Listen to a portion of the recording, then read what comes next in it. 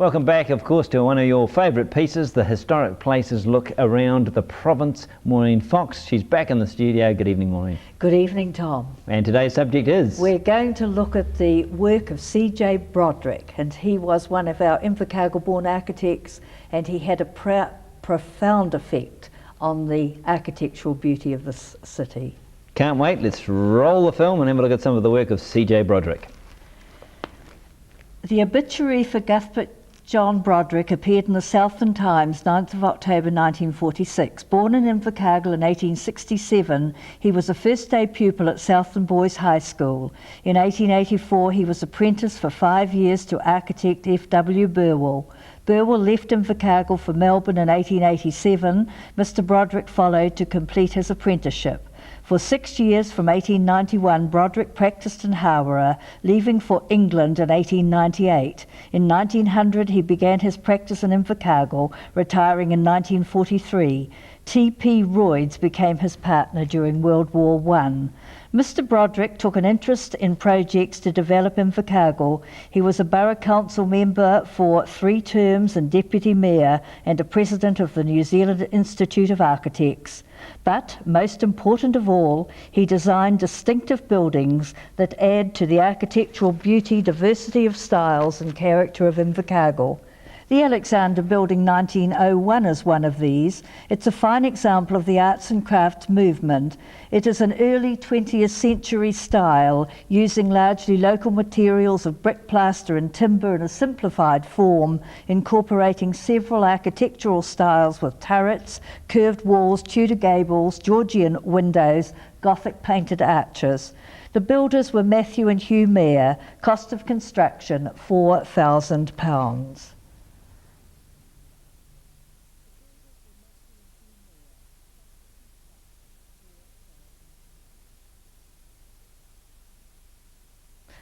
The Bank of New South Wales was opened on the 12th of September 1904. Builders M&H Mayer, cost £11,064.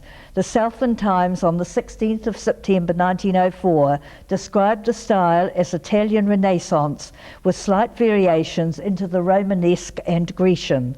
The Southland News observed, the architect for this handsome and substantial structure, Mr. Broderick, has reason to feel proud of the part he took in the undertaking. Designed by C.J. Broderick in 1907 for John McCurdy, Bootmaker, D Street, builder J.C. Howe. The Weekly Times of the 15th of March 1907 described it as Renaissance in style in red brick with cement facings.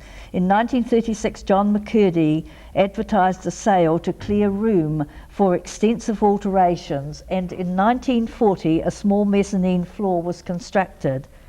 In appearance, it matches 87 D Street. Designed in 1911 for the Southland Daily News, first published in 1861, ceasing publication on the 31st of August 1976. The building is described as 3-storied, very ornate Victorian facade with an ornate plaster veranda ceiling. In October 1933, the Southland Times reported a small fire in the cellar caused by a rat gnawing matches, damaged £20. C.J. Broderick designed the Grand Hotel in 1911. The builder was Elf Ball and contract price £8,000, opened 1912. It is described as having an ornate Victorian facade and very highly detailed.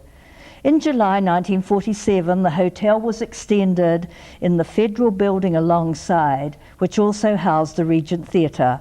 15 deluxe rooms were added by this extension.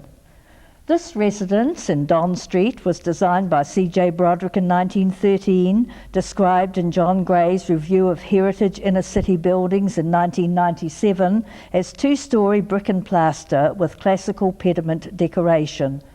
The house was converted into offices in 1971.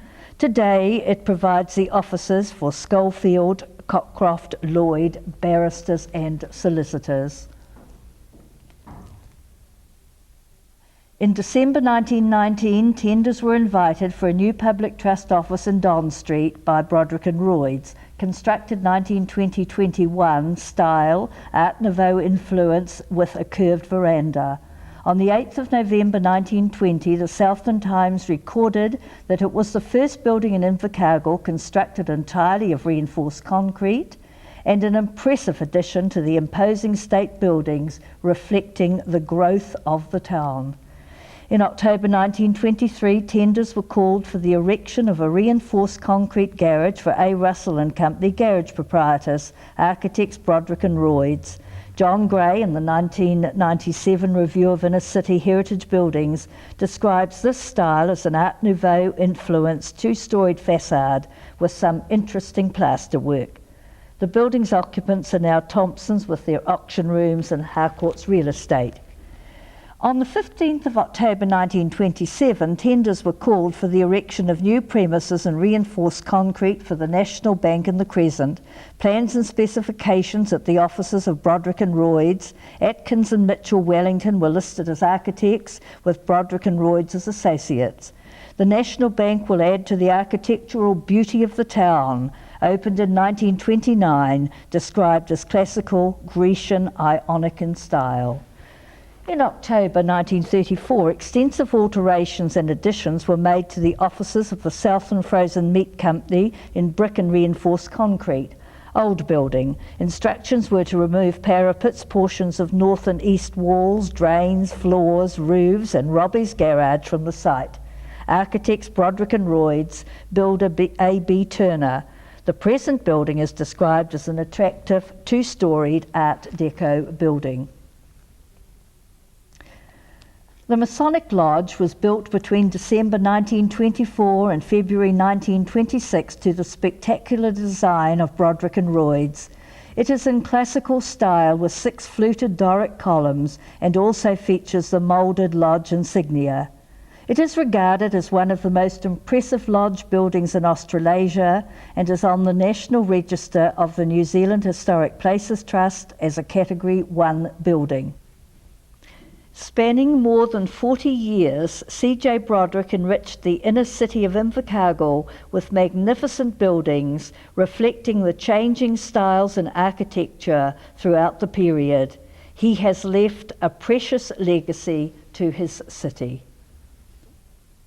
Very busy man indeed, isn't he? Wasn't he? Astonishing record of architecture just for one company. Yes.